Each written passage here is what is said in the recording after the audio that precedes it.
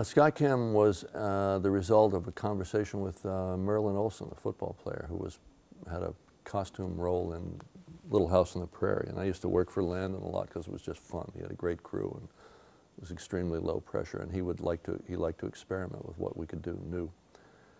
But you know, on any job like that, they're endless sitting around in costume, waiting, you know, till something or other is ready. And we started talking about the way football is covered, which is cameras way back in the sidelines, you know, with long lenses and so on. And I kept thinking to myself, you know, there really needs to be a way to get a lens down in among that all, you know, and to have the access to the huge volume of space where no camera goes above a game, you know, or a concert or you name it.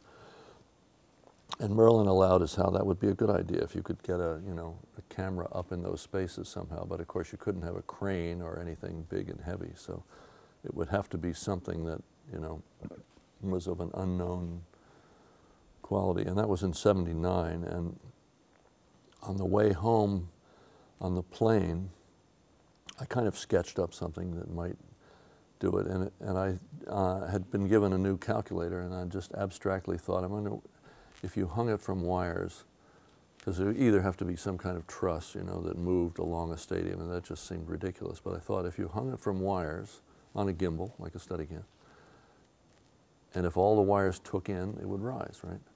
If those two took in and those two let out, it would move sideways. And it was clear that some combination of taking up and letting out could put it anywhere in the stadium, right? And I thought, well, the wires would probably have to hold tons, you know. And on a whim, I just imagined that the camera weighed 50 pounds and worked out just empirically, because I'm not a mathematician, but it was not that hard to work out that, you know, if two wires held it at 45 degrees, they would each hold, you know, the weight of the camera. That's not bad. If four wires held it, you know, they would hold half the weight of the camera. And then I just kept changing the angle. And of course it goes up. Every time the angle goes in half, the tension goes up.